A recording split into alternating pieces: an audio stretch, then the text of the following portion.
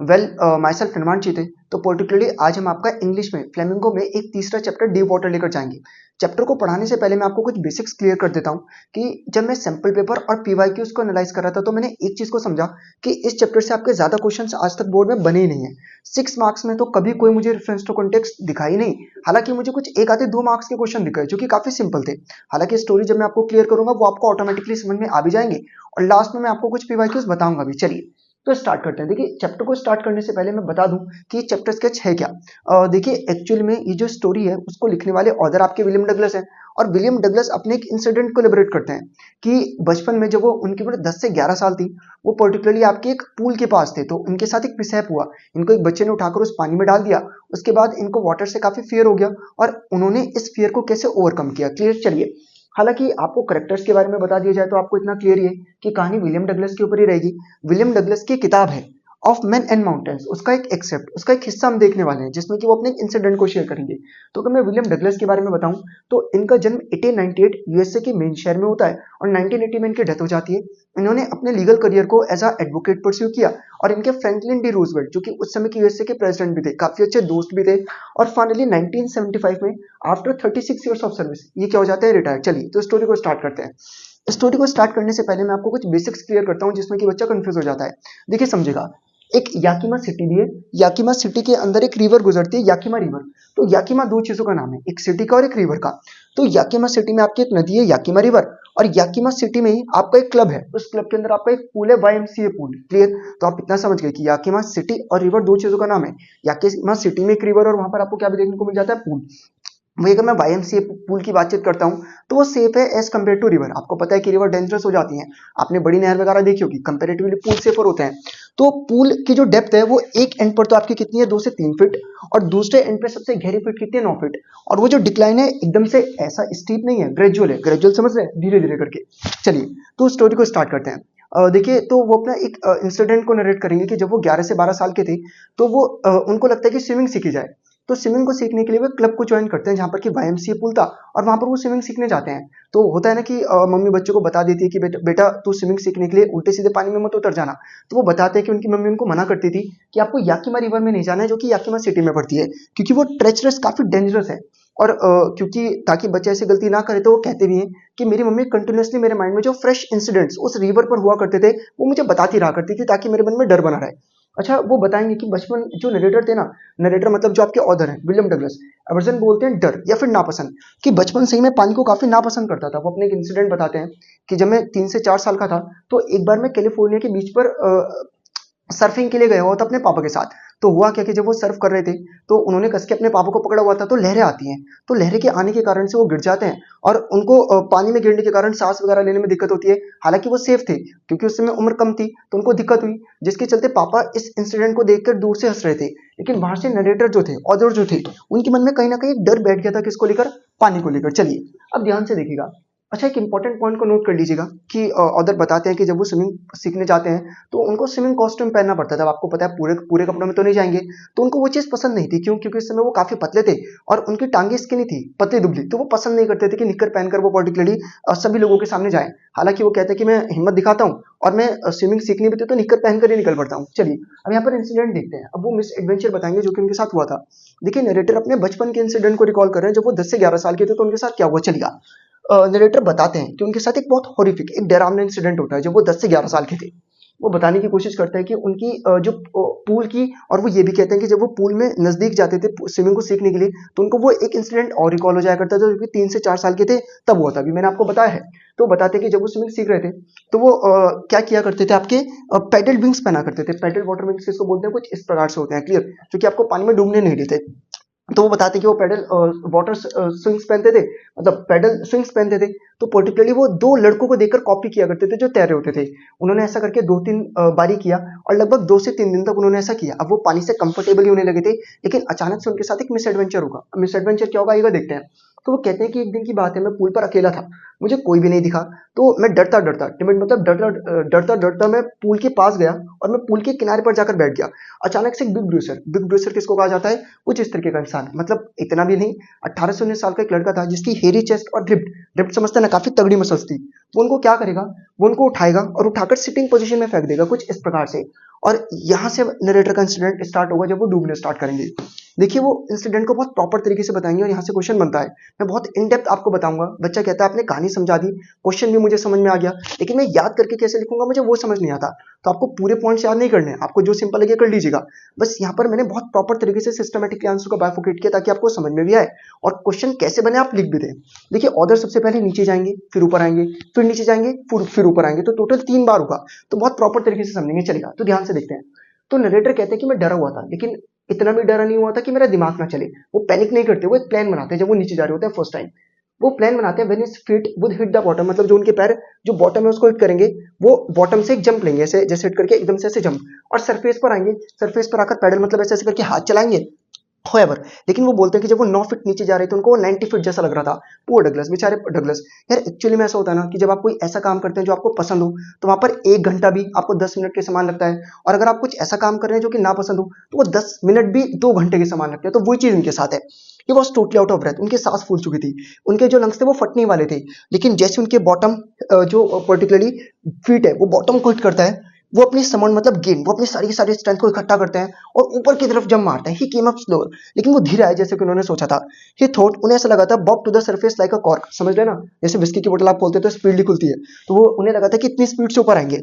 ही open his eyes, उन्होंने अपनी आंखों को खोला, उनको कुछ नहीं दिखा, सिर्फ एक पीला पानी। टिंग मतलब होता है कलर, डर्टी येलो वाटर, उनको इसके अलावा कुछ नहीं दिख रहा था। ही स्टार्टेड टू पैनिक, वो घबराने लगे। डॉगलस वाज सफोकेटिंग, उनका दम घुट रहा था, वो चिल्लाने की कोशिश करते हैं लेकिन आवाज नहीं निकलती। उनकी आंख नाक पानी से एक क्षण के लिए बाहर आते हैं, लेकिन वो फिर से सरफेस पर नहीं आ पाते, वो दोबारा से पानी को निकल लेते हैं। पैरालाइज, उनके हाथ पैर काम करने बंद कर देते हैं और वो सख्त हो जाते हैं। डगलस काफी कोशिश करते हैं कि वो अपने लेग्स को ऊपर रख सकें, और लेकिन उन्हें ऐसा महसूस हो रहा था जैसे कि उनके पैर लेग्स पैरालाइज हो चुके हैं और सख्त हो चुके हैं।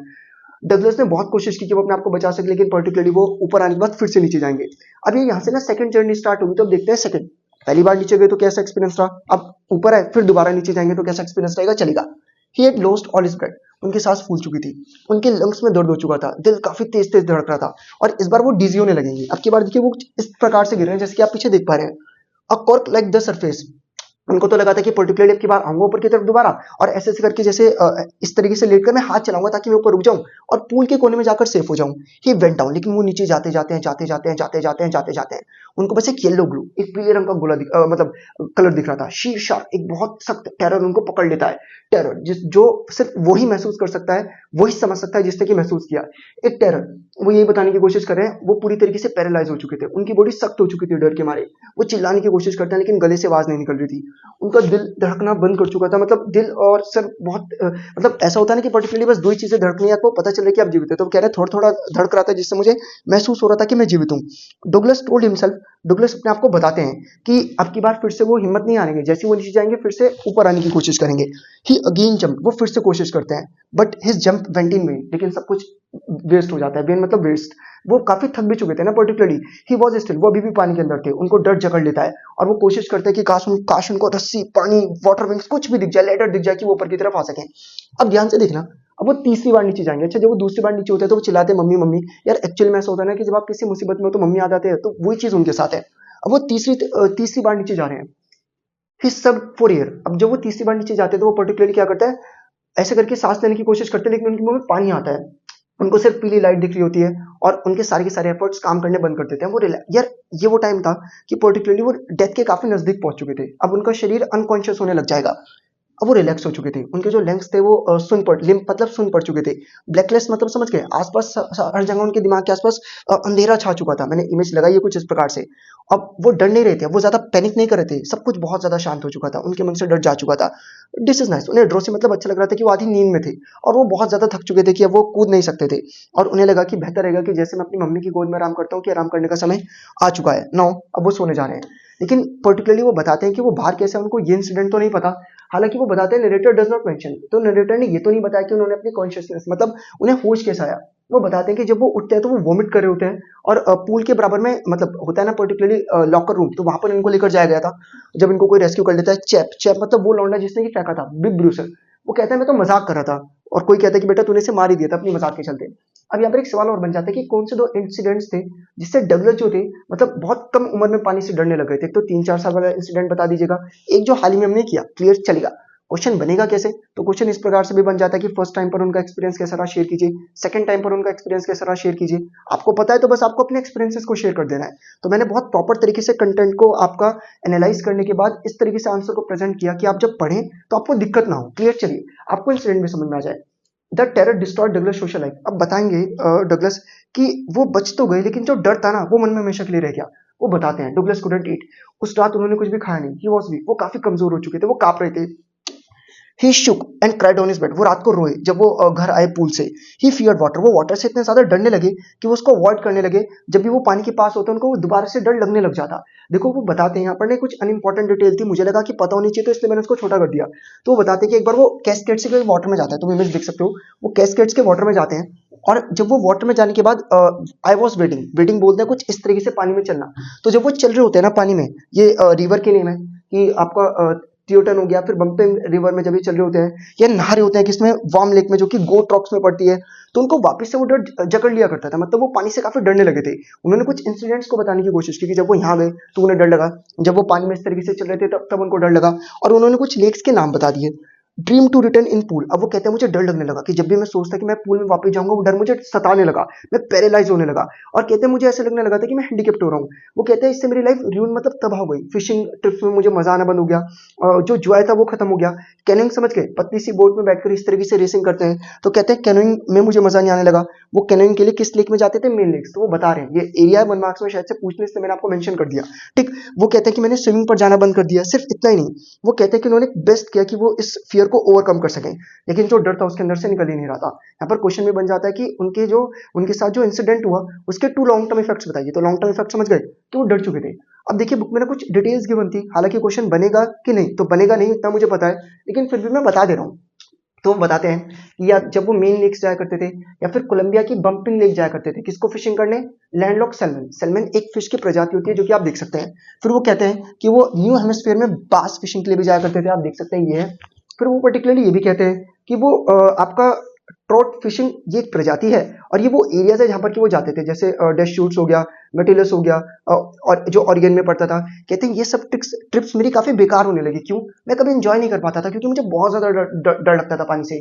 और फाइनली एक दिन वो डिसाइड करते हैं बहुत हो गया, अब इस तरीके से जीवन नहीं चल सकता, क्योंकि वो कहते हैं कि जिस चीज से आप डरते हो ना वो आपको और डराती है, तो बेहतर रहेगा कि फियर को ओवरकम किया जाए। और वो एक इंस्ट्रक्टर को हायर करेंगे ताकि पानी के अंदर का अपना डर निकाल सकें। अब वो कैसे होगा, ध्यान से देखिएगा।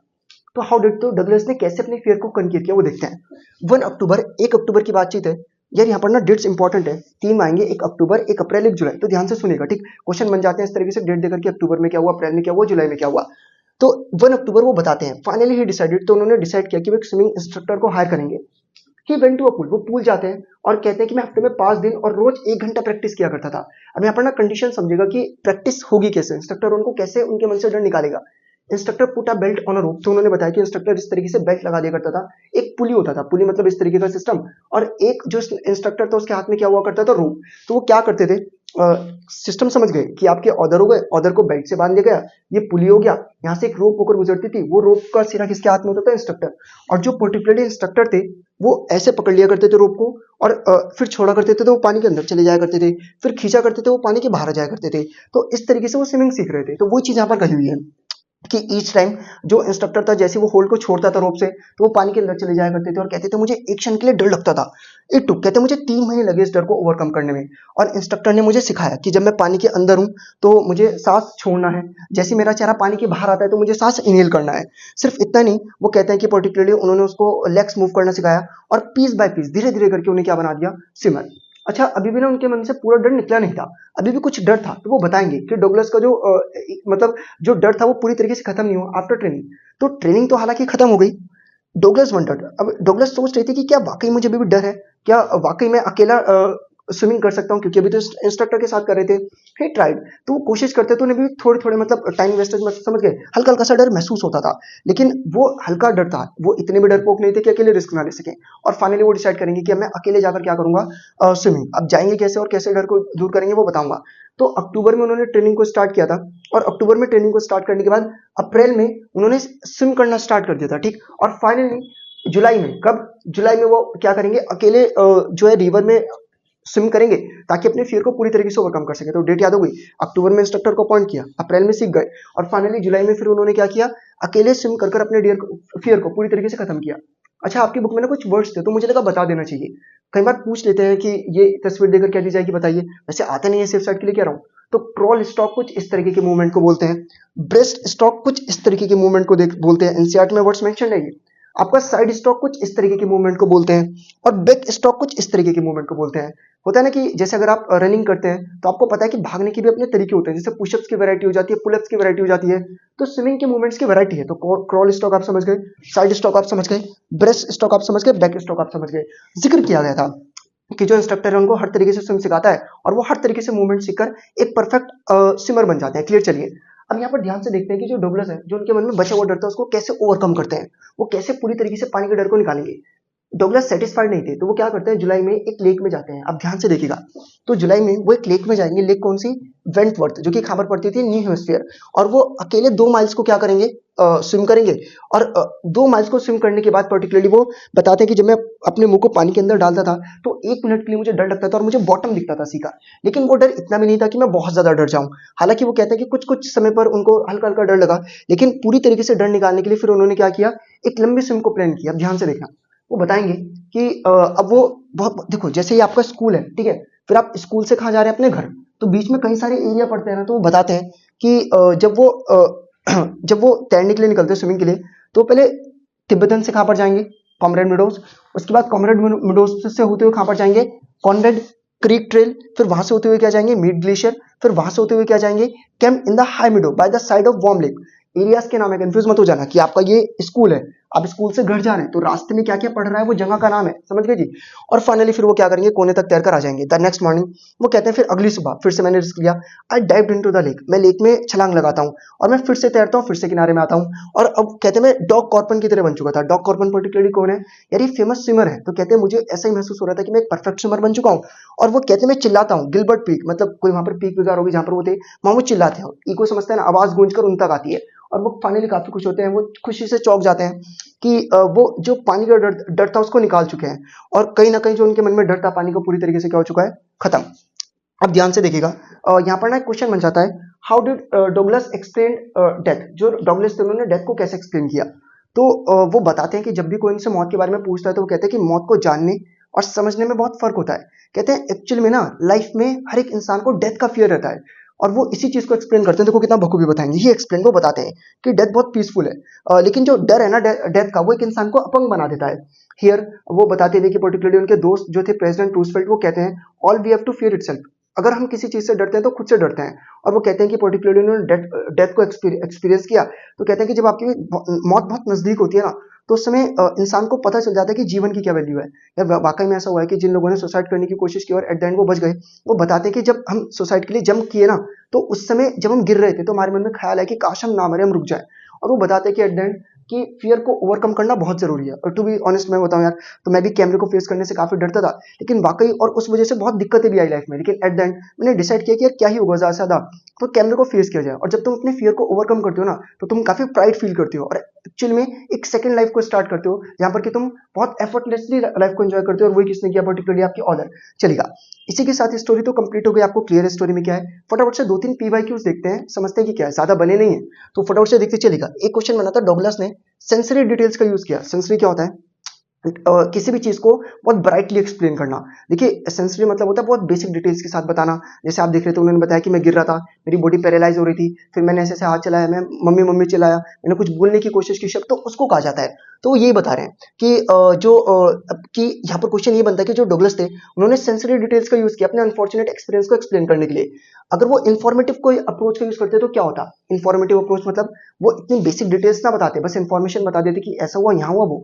तो देखो ध्यान से देखना, जब उन्होंने सेंसरी डिटेल्स हमें बताई तो हम ज़्यादा रिलेट कर पाए स्टोरी से, हम उनके इमोशन को फील कर पाए। अगर वो इन्फॉर्मेटिव वे में बताते तो शायद हम इतना स्टोरी से रिलेट ना कर पाते जितना कि अब कर पाए। ये रहेगा इसका आंसर। क्लियर? चलिए आगे देखते हैं क्या है। फिर ये क्वेश्चन तुम मुझे बताओगे। I was frightened but not yet frightened out of my wits says Douglas. Wits मतलब वो कहते हैं मैं डरा तो हुआ था लेकिन इतना भी नहीं डर हुआ था कि मेरा दिमाग ना चले। तो यहाँ से आपको स्पीकर की किन क्वालिटीज के बारे में पता चलता है। तो रेजिलियंस, समझ गए ना, जो हार नहीं मानता। आपने वर्ड पढ़ा है, इससे पहले हम देख चुके हैं। और वो समय बहुत कूल थे, काम थे, कंपोज थे। तो कोई भी 2-3 वर्ड लिख दीजिएगा। तो मुझे लगता है कि आपको चैप्टर क्लियर हुआ होगा।